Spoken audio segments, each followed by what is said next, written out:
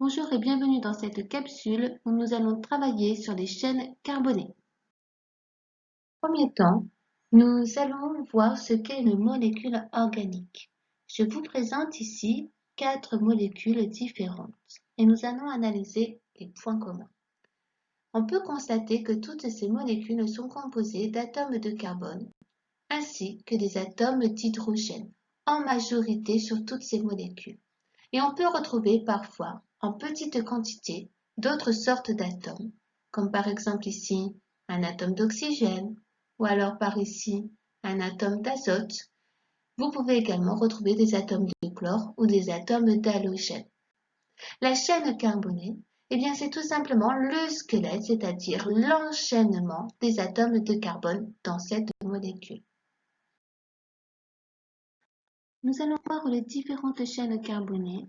Vous avez ici cette première molécule qui est composée d'atomes de carbone qui se suivent les uns par rapport aux autres, c'est donc une chaîne linéaire.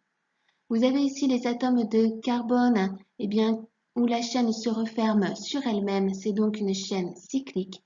Et lorsque vous avez un atome de carbone qui est connecté à plus de 2 atomes de carbone, ça veut dire que vous avez affaire à une chaîne ramifiée.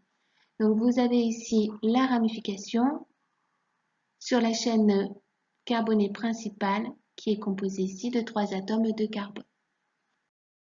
À vous de me dire si vous avez affaire à des chaînes carbonées ouvertes, linéaires, ramifiées ou cycliques.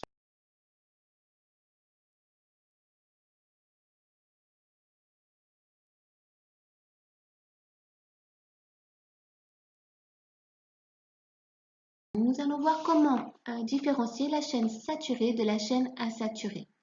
Voici ici 2 molécules composées d'atomes de carbone et d'hydrogène et on remarque que chaque atome de carbone sont connectés entre eux par une simple liaison.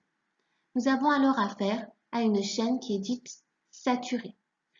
Nous avons vu en classe de première que l'atome de carbone est tétravalent, ça veut dire qu'il peut faire 4 liaisons.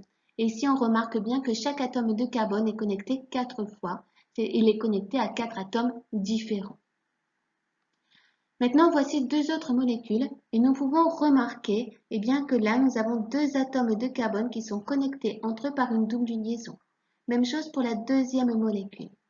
Lorsque nous avons une molécule où dans la chaîne carbonée, 2 atomes de carbone voisins sont liés par une double liaison, nous avons affaire à une chaîne qui est dite asaturée. Oui, là, vous avez l'atome de carbone qui est présent donc ici, qui est connecté à 3 atomes différents. Voilà pourquoi on peut dire que la chaîne est insaturée, si vous avez encore un doute. Je vous dis à bientôt dans une prochaine capsule.